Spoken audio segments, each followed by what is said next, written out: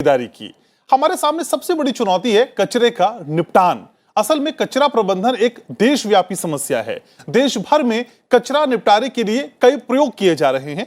हर रोज हजारों टन की मात्रा में फेंके जा रहे कचरे से होने वाला प्रदूषण इतना बढ़ गया है कि हमारी लाख कोशिशों और पाबंदियों के बावजूद भी इससे होने वाली समस्याओं का समाधान नहीं मिल पा रहा है। आज स्थिति यह बन चुकी है कि जैसे जैसे हम स्वच्छता और स्वास्थ्य के प्रति जागरूक होते जा रहे हैं, उसी गति से इसकी बुनियादी बातों को दर्शाने वाले नागरिक कर्तव्यों से कोसों दूर भाग रहे हैं।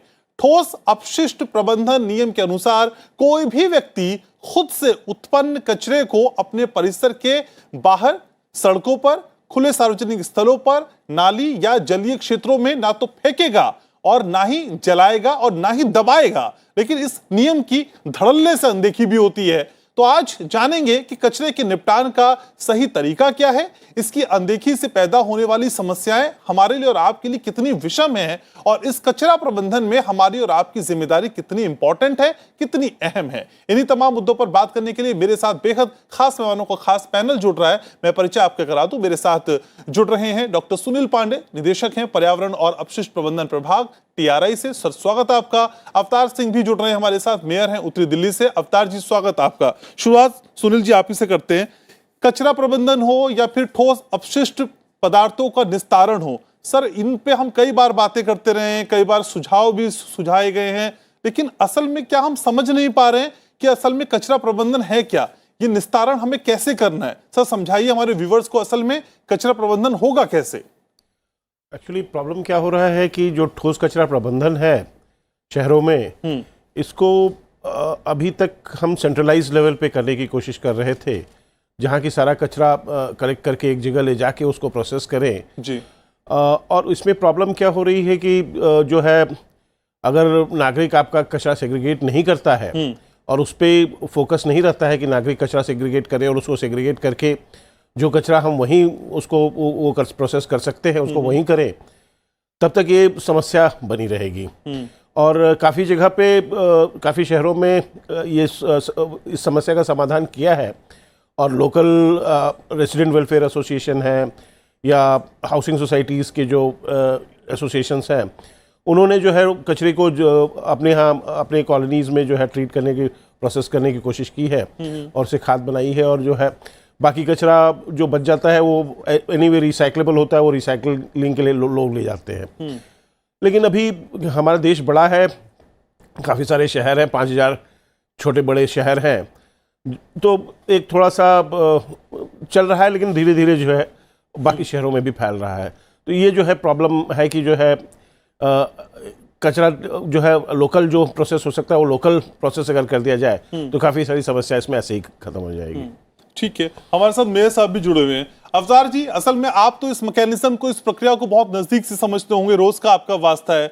सर, असल में अगर कचरे का सही निपटान नहीं हुआ तो वो कौन सी दिक्कतें हैं, जो कौन सी समस्याएं हैं जो हमारे और आपके सामने आती हैं, जिनको समझना बेहद जरूरी है इस निस्तारण से पहले।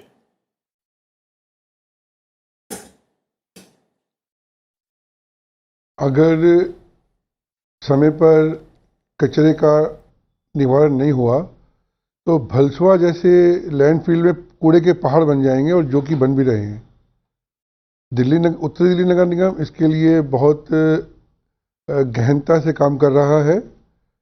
हम लोगों ने RWO से संपर्क किया है, ग्रुप हाउसिंग सोसाइटियों से संपर्क किया, मार्केट एसोसिएशन से संपर्क किया है। समय समय पर हमारे 104 निगम पार्षद अपने अपने क्षेत्र के अंदर कूड़ा निपटारण के लिए जन जागरण अभियान करते हैं। घर घर के अंदर हमने ऐसे कूड़ा पात्र बांटे हैं जिसमें गीला कूड़ा अलग और सूखा कूड़ा अलग। इसके लिए हम लोग जो बड़े 100 किलो से ज़्यादा कूड़ा का उत्पादन करने वाले लोग हैं उनको हमने चिन्हित कर लिया है, उनको हम नोटिस दे रहे हैं, और लगभग 80% कूड़ा हमारे पास सेग्रीगेट होके आ रहा है। अच्छा। हम अपने इस अभियान में काफ़ी कामयाब हैं। इसके लिए मैंने और देशों का और जगहों का भी दौरा किया, जिसमें से कि मैं वहां पर देख के आया कि कचरे को कैसे सही निपटान किया जा सकता है। ठीक है, यानी कोशिशें की जा रही हैं, लोगों को समझाया जा रहा है कि असल में अगर ये बात अभी समझ में नहीं आई तो फिर भविष्य में इसके दुष्परिणाम हो सकते हैं। विनोद कुमार जिंदल साहब भी हमारे साथ जुड़ चुके हैं, संयुक्त सचिव भारत मिशन शहरी विकास मंत्रालय भारत सरकार। सर स्वागत आपका। विनोद जी, असल में हमने देखा कि प्रयास बहुत किए जाते हैं, एफर्ट्स बहुत किए जाते हैं, और गाजियाबाद और नोएडा थोड़े नजदीक में समझने की कोशिश करें तो वहां हमने देखा बहुत एफर्ट्स किए गए। सुबह सुबह गाड़ियां भी आई, उन्होंने गीत भी बजाए, लोगों को जगाया भी, समझाया भी, लेकिन सर वो एफर्ट्स उतने ज्यादा इंपैक्टफुल नजर नहीं आ रहे, उनका रिजल्ट उतना नहीं आ रहा जितना आना चाहिए। सर कहां लैग करते हैं हम? आपने बहुत सही संबंध में बात की कि उतना नज़र नहीं आ रहा कि जितना आना चाहिए। गाजियाबाद में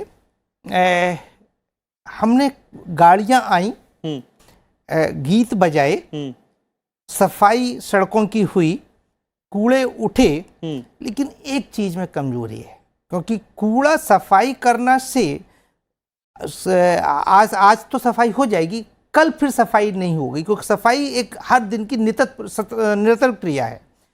कूड़ा जब तक उसका निपटान नहीं कर दिया जाएगा तब तक नहीं हो पाएगा, और कूड़े के निपटान के लिए ज़रूरी है कि कूड़े को कूड़े की दृष्टि से ना देखा जाए, उसको एक रिसोर्स की दृष्टि से देखा जाए। और अगर हम कूड़े को अलग कर देते हैं तो कूड़े से रिसोर्स की रिकवरी होने लगती है। आप जानते हैं कि अगर गीले कूड़े से हम आज सीएनजी बना रहे हैं इंदौर में, बसें चलाते हैं हम उससे, और सूखे कूड़े से आज हम यानी लाखों लोगों को रोजगार देते हैं, उससे प्लास्टिक के रिसाइकेबल बनाते हैं। और जो जिस प्लास्टिक को हम कहते हैं जो नॉन यूजेबल प्लास्टिक है, और नॉन यूजेबल प्लास्टिक है, उसको हम सीमेंट प्लांट में भेज देते हैं, वो कोयले की जगह काम आता है, वो सीमेंट भी बन जाता है। तो जब तक आप कूड़े का निपटान नहीं करेंगे तब तक वो समस्या पूरी तरह से निपटित नहीं होगी। शायद गाजियाबाद में इस बात की कमी है। नोएडा में की बात आपने की, नोएडा में पिछले दिनों बहुत तेजी से प्रोग्रेस हुई है, वहाँ का लैंडफिल बिल्कुल खत्म हो गया है, और अब पिछले दिनों उन्होंने डस्टबिन बांटे हैं और ये मैंडेटरी कर दिया कि RWA अपना कूड़ा अपने ही जगह पर निपटान करेंगे। मुझे लगता है कि अगले 2-4 महीनों में जिस तरह के वहाँ का प्रशासन तेजी से काम कर रहा है, आपको बहुत विजिबल डिफरेंस नजर आएगा। तो सर हमें मेन एलिमेंट ये समझना होगा कि असल में सफाई करना अलग चीज है और कूड़े का निस्तारण करना अलग चीज है। बिल्कुल सही। सर हम क्या मिक्स कर देते हैं दोनों चीजें? बिल्कुल। हम ये समझने लगते हैं कि अगर हमने सारे कूड़े को इस शहर से सफाई कर दी और उठा के नेलफिल पे डाल दिया तो हमारा कूड़ा सब शहर साफ हो गया। नहीं, वो तो फिर जैसे कि अभी मेयर साहब ने कहा कि आप यानी गाजीपुर वाले जैसे लैंडफिल को बना रहे हैं, और उस कारण आप यानी समस्या को और बड़ा बना रहे हैं। जो समस्या छोटी सी थी उसको क्यों आपने वहां की सारी हवा खराब कर दी, वहां का सारा पानी खराब कर दिया, वहां की सारी मिट्टी खराब कर दी, और आपने केवल क्या किया कि आज जो काम 50 पैसे पर किलो में हो सकता था वो 2.5 रुपए पर किलो में होगा। तो निपटान तो करना पड़ेगा। अगर आप नहीं निपटान करेंगे तो वो कूड़ा आपको निपटान कर देगा। तो दोनों में चॉइस आपकी। ठीक है, तो ये बात समझनी होगी कि असल में होगा कैसे। लेकिन डॉक्टर सुनील, क्या ये हमारे लिए अलार्मिंग सिचुएशन है, जागने वाली सिचुएशन है, या हम वो अलार्मिंग सिचुएशन पार कर गए, अभी नहीं तो कभी नहीं की स्थिति में जी रहे हैं क्या सर हम? एक्चुअली असल में ये अभी नहीं तो कभी नहीं वाली बात ही है। और जिस तरह से जिंदल साहब ने कहा, काफ़ी शहरों ने काफ़ी अच्छा काम किया है, करना शुरू किया है, लेकिन हमारा देश बड़ा है, टाइम लगता है, और क्राइसिस तो है, क्राइसिस है। और जैसे सालों पहले सूरत में हुआ था, वैसे अब हम उम्मीद करते हैं कि वैसी सिचुएशन नहीं आएगी कि जो है सूरत जैसी सिचुएशन आए और उसके बाद लोग जागें और फिर वो कहें कि नहीं अब हमको शहर साफ सुथरा रखना है और कूड़े का निस्तारण ठीक से करना है। तो ये क्राइसिस जो है लोगों के हाथ में है, क्योंकि हमारे जो रूल्स बने हैं और हमारी जो पॉलिसी है, या वैश्विक पॉलिसी भी क्लियरली आइडेंटिफाई करती है कि पोल्यूटर्स पे, तो जो पोल्यूट कर रहा है उसको कूड़ा जो है उसको मैनेज करने के लिए उसको संसाधन जुटाने होंगे, और वो संसाधन खाली सरकार जुटा पाए ये होगा नहीं, क्योंकि ये बहुत बड़ा जो है चैलेंज है। तो जब तक लोग इसमें कंट्रीब्यूट नहीं करेंगे संसाधन के साथ भी, तब तक ये मुश्किल बना रहेगा।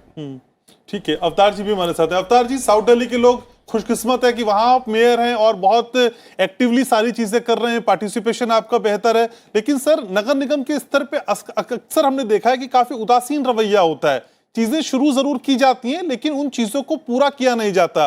उत्तर प्रदेश की अगर बात करें तो वहां पे कमोवेश यही स्थिति दिखाई देती है। कंसिस्टेंसी की कितनी जरूरत है सर, और कंसिस्टेंसी से ज्यादा मॉनिटरिंग कितनी होनी चाहिए, खासकर बड़े लेवल पे? ये जागरूक होने के लिए असल में करना क्या होगा सर इस स्तर पे?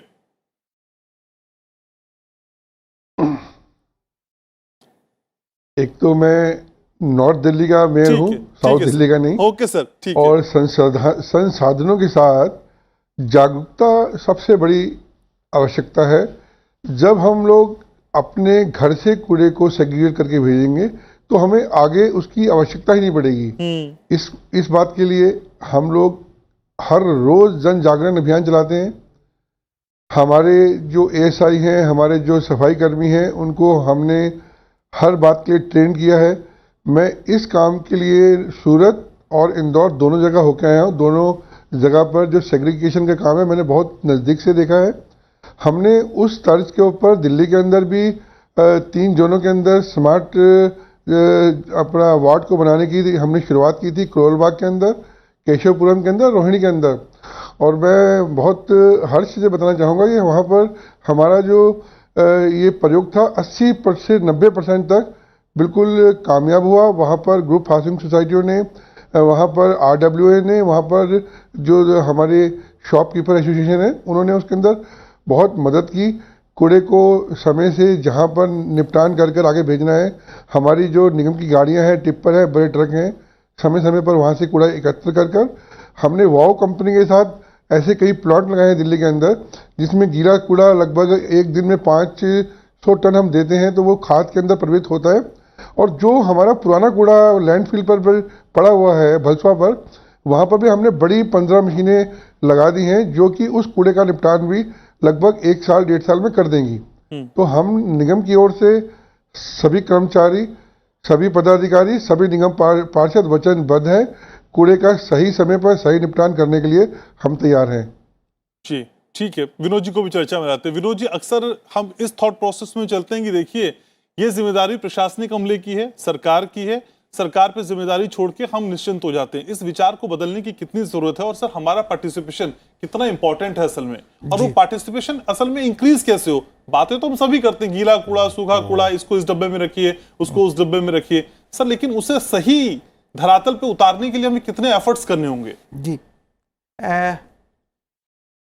आपको 2-3 बातें बता दूं तो आपको पूरा सिटीजन एंगेजमेंट्स का इशू मालूम होगा। प्लीज। हमने यानी करीब ये कोशिश की कि कूड़ा घर से ही ना निकले। पहली हमारी कोशिश होती है कि कूड़ा घर से ही निकले, घर में ही क्यों ना कंपोस्ट हो जाए। और यानी इंदौर के करीब 1 लाख घर ऐसे हैं इस समय जहां घर से कूड़ा निकलता ही नहीं है निगम से। तो पहले तो सिटीजन एंगेजमेंट में ये करना चाहता हूं कि सिटीजन्स आपको यानी कूड़ा ही ना निकले। दूसरा हमारा कंप्लेंट कि आपको कूड़ा दिखाई दे तो यानी आप यानी उसकी फोटो लेके निगम को भेज दें तो वो कूड़ा सफाई कर ले। इसलिए इसके हमने इस पूरा सिस्टम चलाया हुआ है। हर जगह एक ही देश एक ऐप, एक पूरे देश में एक ऐप है, स्वच्छता है। किसी भी जगह पे आप जाइए, कूड़ा आपको दिखाई दे, फोटो लीजिए स्वच्छता ऐप से, केवल सेंड कर दीजिए, आपको कंसर्न ULB के संबंधित कर्मचारी तक ये पहुंच जाएगा। और ये सिस्टम है कि वो 24 घंटे के अंदर कूड़ा उठेगा, नहीं उठेगा तो उसके नंबर पर सर्वेक्षण कर जाएंगे। एक दूसरा सिस्टम सिटीजन एंगेजमेंट का किया। तीसरा हमने किया था कि सारी जो टॉयलेट्स थी हमारी पब्लिक टॉयलेट्स, वो हमने गूगल मैप पे डाली। अच्छा। हाँ, तो देश की 50,000 जो से आबादी वाले जितने शहर हैं, करीब ऐसे 2300 शहर हैं, और उनमें करीब 57,000 टॉयलेट्स हैं। 57,000 टॉयलेट का मतलब 2.5 लाख सीटें हो गई। 2.5 लाख सीटें इस समय गूगल मैप पर है। जैसे आप गूगल पे कोई भी चीज़ ढूंढते हैं, उसी पर आप लिख दीजिए टॉयलेट, आपको इमीडिएटली बता देगा टॉयलेट कितने मीटर पे, कितने 5-2 मिनट की दूरी पब्लिक टॉयलेट। आप अपने आप करके देखिए। और इस तरह से लोगों को टॉयलेट की क्लीनिंग की बात हमने करी। फिर हमने किया क्या, स्वच्छ सर्वेक्षण। स्वच्छ सर्वेक्षण जो हम करते हैं पूरे साल में, हम पूरे देश की सिटीज का सफाई के सॉलिड वेस्ट मैनेजमेंट के बेसिस के ऊपर हम उनका सर्वेक्षण करते हैं, उनका रैंकिंग क्या। आज आपको कैसे पता इंदौर नंबर 1 है? इंदौर नंबर 1 तो हमारे सर्वेक्षण की वजह से निकल के आया, नहीं कल तक इंदौर को कोई जानता नहीं था। तो इस तरह से हमने सर्वेक्षण किया और उन सिटीज में एक कॉम्पिटिशन चलवाया कि वो सिटी कौन नंबर 1 आए, और वो उसमें एक बहुत बड़ा पार्टिसिपेशन सिटीजन का था। सिटीजन्स को अब पार्टिसिपेशन देना था कि हम ये कर रहे हैं, हमने ये इनोवेशन किया, हमने वो किया, और सिटीजन्स क्या सोचते हैं अपने शहर के बारे में, उसके करीब 25% नंबर केवल सिटीजन एंगेजमेंट के बारे में थे। तो हमने उसको इन्वॉल्व किया। आज केवल पिछले सर्वेक्षण में 9 करोड़ लोगों ने भाग लिया हमारे सर्वेक्षण में। अच्छा। तो किस कुल मिला के इस सर्वेक्षण में भाग लिया डिफरेंट माध्यम से, चाहे हम डायरेक्ट उनसे बातचीत की या टेलीफोन पे बातचीत की या हमारी कॉल गई, इस तरह हमने 9 करोड़ लोगों से संपर्क किया और उनके विचार, उनकी बातें 1969 की हमारी हेल्प है लाइन है, उसके थ्रू बहुत तरीके से हमने लोगों से 9 करोड़ शहरी लोगों से अच्छा। तो लोगों से हमने बातचीत की। तो ये बात जरूर आपकी बात है कि बिना सिटीजन एंगेजमेंट के कुछ नहीं हो सकता। एक छोटा सा शहर था, अभी मैं वेल्लोर में था, तो उन्होंने क्या किया, सफाई करने के लिए बहुत बड़ा मुश्किल काम हो रहा था, क्योंकि वहां पे एनजीटी के ऑर्डर्स थे कि आप यानी कूड़ा बाहर नहीं ले जा सकते, आपको यहीं करना पड़ेगा। वो बड़ी परेशानी हो गई, उनको क्या करें। तो उन्होंने सारे धर्म गुरुओं को के हर चर्च के यहाँ गए, हर मस्जिद में गए, हर मंदिर में गए, और वहां से यानी धर्मगुरुओं से आदेश निकलवाया कि आप नागरिकों से कहें कि आप कल से कूड़ा अलग करेंगे। उस तरह एक नया प्रचार चालू हो गया और वहां कूड़ा आज वहां नहीं होता। एक जगह है राजकोट, राजकोट में भी ये बहुत बड़ी प्रॉब्लम थी। तो वहां पे श्री नारायण भगवान जी से एक वहां पे एक मीटिंग कराई गई सारे सफाई कर्मचारियों की, और करीब उस समय 50,000 कर्मचारी उनके अंदर में वहां पे बैठे, और कहा गया कि आप कूड़ा आप अलग अलग करवाना है। और देखिए दूसरा दिन जब था, कूड़ा अलग हो गया और राजकोट के कूड़े की समस्या अलग हो गई। नवी मुंबई एक शहर है, यहाँ पे बड़ी परेशानियां थी, तो उन्होंने यानी कहने सब लोगों को, सब काउंसलर्स को, मतलब शहर के हर वर्ग के हर नेता को सुना, चाहे वो चार्टर्ड अकाउंटेंट था, चाहे वकील का नेता था, चाहे स्टूडेंट का नेता था, चाहे कि क्लब के नेता, सबको सुना, सबके बड़े बड़े कटआउट निकाले और उन्होंने उसको किया। मतलब ब्रीफ में ये कहने का है कि जैसे हमारे प्रधानमंत्री जी कहते हैं कि 1000 गांधी आ जाएं तो देश साफ नहीं हो सकता, 1 लाख मोदी आ जाएं तो देश साफ नहीं हो सकता। जब 130 करोड़ लोग जिस दिन चाहते हैं उस दिन सेफ साफ होगा। और यही कारण है कि आज हम 2014 में जब केवल हमारा 19% कूड़ा प्रोसेस होता था, आज हमारे देश में 60% कूड़ा प्रोसेस होता है। हम ये नहीं कह सकते कि हमने मेहनत नहीं की। 5 साल में 60% पे हम ले आए हैं। जापान दुनिया के किसी भी देश को देख लीजिएगा, 25 साल 20 साल लगे उनको साफ होने में, हमने 5 साल में 99% कलेक्शन कर लिया है। ठीक है, लेकिन आंकड़ा ये भी बताता है कि रोज उठाए जाने वाले कूड़े में केवल 57% कूड़े का ही निस्तारण देश भर में हो रहा है सर। हाँ, आज 60% है, वो 57% की 2 फिगर ठीक है। लेकिन डॉक्टर सुनील, असल में जो ठोस अपशिष्ट प्रबंधन नियमावली 2016 है वो कहती क्या है, वो कौन कौन से गाइडलाइंस है, वो कौन कौन से निर्देश हैं असल में जो हमारे व्यूवर्स को, हमारे देशवासियों को, हमको और आपको जानने चाहिए, उसके बारे में कुछ बताएं सर। अगर आप नियमावली देखें 2016 की, तो सबसे इम्पोर्टेंट उसका मुद्दा ये है कि जो है नागरिक को वेस्ट सेग्रीगेट करना है, सोर्स पे सेग्रीगेट करना जो है सबसे इम्पोर्टेंट बताया है। नागरिक हो, चाहे वो बड़े व्यावसायिक संस्थान हो, चाहे वो नॉन कमर्शियल संस्थान हो, उनको सोर्स पे कूड़ा सेग्रीगेट करना है। जैसा मेयर साहब ने बताया, अगर वो 100 किलो से ज़्यादा जनरेट करते हैं तो उनको अपने यहाँ ही उसका निस्तारण करना है, और कॉरपोरेशन उनका कचरा नहीं उठाएगा। और बाकी जो है नागरिकों को जो बाकी के जो हाउसिंग सोसाइटीज़, कॉलोनीज़ वगैरह हैं, वो जहाँ तक हो सके वो कंपोस्टिंग जो है अपनी कॉलोनी में करें। किसी वजह से अगर वो कंपोस्टिंग अपनी कॉलोनी में नहीं कर पा रहे हैं तो कोशिश ये रहे कि कम से कम वार्ड के भीतर कर ले उसका ट्रीटमेंट। और जो इम्पोर्टेंट उसमें एस्पेक्ट है वो ये है कि जो है एक यूज़र फ़ी का प्रावधान किया गया है कि जो अगर आप कूड़ा जनरेट करते हैं, अगर आपको कॉरपोरेशन की हेल्प चाहिए तो आपको यूज़र फी पे करनी है। काफ़ी जगह जो नागरिक अपने आप ही कूड़ा प्रबंधन कर रहे हैं अपने लोकल उसमें, वो उनको कॉरपोरेशन यूज़र फी में छूट भी देता है, और जो है अदरवाइज जो है यूज़र फी को पे करना है उनको। और जो है फिर वो जो है ट्रीटमेंट और प्रोसेसिंग के बारे में जो है बताया है कि कैसे जो है आप कंपोस्टिंग कर सकते हैं, क्या क्या ऑप्शन है आपके पास। आप बायोगैस बना सकते हैं गीले कचरे से, आप कंपोस्टिंग कर सकते हैं।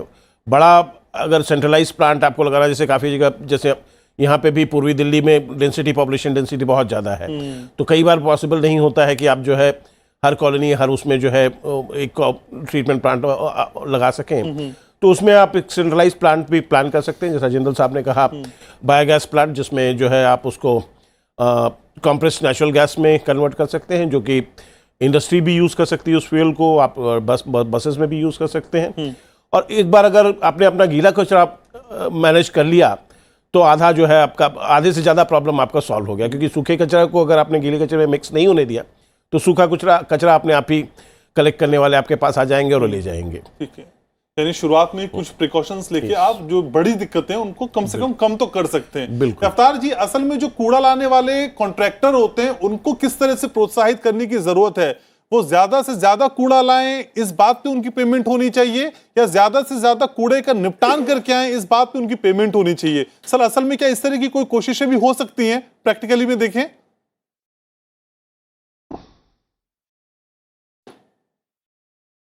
अभी डॉक्टर साहब ने बताया कि प्रतियोगिता, कि हम किस तरीके से लोगों को प्रेरित करें कि अपने काम को हम अपने आप करें, और जो संस्था, जो सोसाइटी, जो RWA सबसे अच्छा काम करें, हम उन्हें सम्मानित भी कर सकते हैं।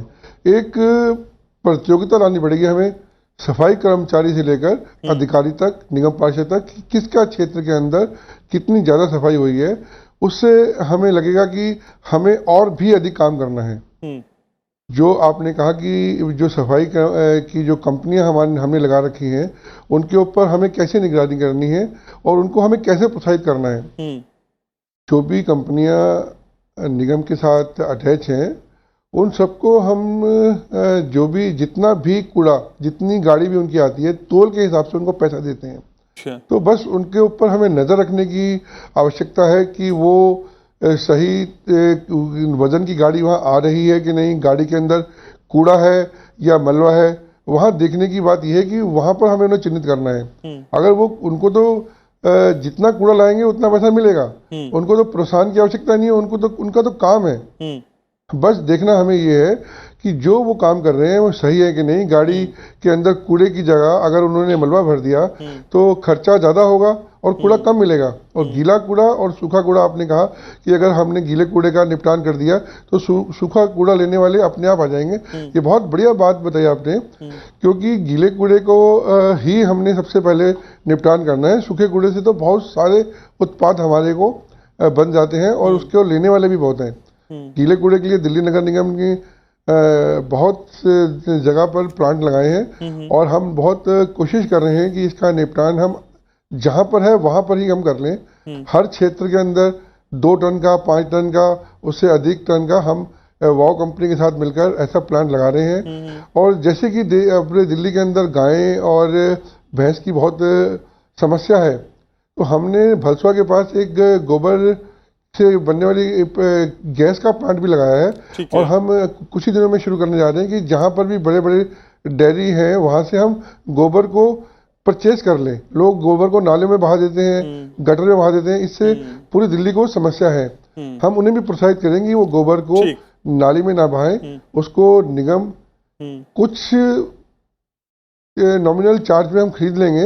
उनको तो वो उसको वेस्ट करना ही है। उनको लगेगा कि उनका हमने गोबर खरीद लिया है, उससे जैसे डॉक्टर बता रहे थे कि गैस बनेगी, गाड़ियों में भी चल सकती हैं और भी इंडस्ट्री में काम आ सकती है। तो इन सब की चिंता दिल्ली नगर निगम बड़ी गहनता से कर रही है। हमारे सभी अधिकारी तन्मयता से लगे हुए हैं। मैं नहीं समझता कि कुछ आने वाले दिनों के अंदर जो सर्वेक्षण वो होगा कि दिल्ली कितने नंबर पे है, जो पहले रैंक था उससे कहीं नीचे रैंक आएगा और हम लोग भी अपना जो प्रगति है जो हम दिखाएंगे कि हम लोगों ने भी इस साल अपने रैंक को बहुत अच्छे स्थान के ऊपर लेके जा ठीक रहे है, हैं।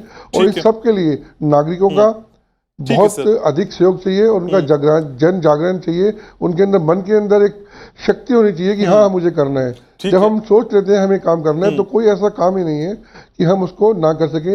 ये तो केवल कूड़ा प्रबंधन की बात है। ठीक है, तो एक सोच से शुरुआत की कम से कम जरूरत है। और जिंदल साहब, जिस कॉम्पिटिटिव फीलिंग की बात आप कर रहे थे वो यहाँ पे इस चर्चा में भी दिखाई दे रही है कि मेरे साथ भी प्रतिबद्ध है कि देखिए हमारी रैंकिंग में सुधार होगा। लेकिन सर, गीले सूखे कूड़े के साथ मैं ई कचरे पे भी बात करना चाहता हूँ। उसको लेके कितना संवेदनशील होने की जरूरत है? असल में हम इस बात पे गर्व तो कर लेते हैं कि हमारे देश की आबादी से ज्यादा हमारे यहाँ लैपटॉप, कंप्यूटर्स, टैबलेट्स हैं, लेकिन इस ई कचरे की तरफ हम उतने सेंसिटिव नजर नहीं आते हैं सर। क्या देखिए, ई कचरा में की प्रोसेसिंग होना बहुत जरूरी है।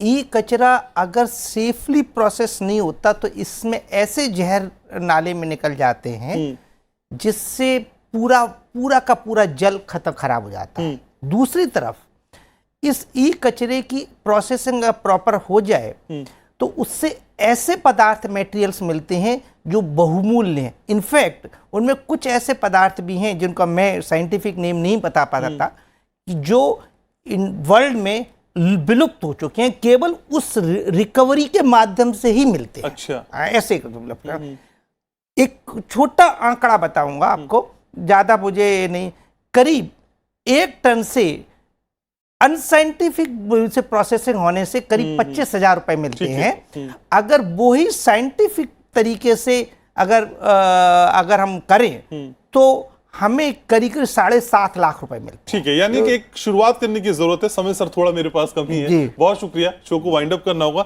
लेकिन इस पूरे मामले की तरफ संजीदा होकर सोचने की जरूरत है, और न सिर्फ सोचने की जरूरत है बल्कि जरूरी और सख्त कदम उठाए जाने की भी जरूरत है। देश देशांतर में आज के लिए बस इतना ही। आप जानते हैं कि आप हमारे कार्यक्रम YouTube पर भी देख सकते हैं, जहां पे आपके सुझाव का, आपके रिएक्शंस का हमको इंतजार रहता है। तो देश देशांतर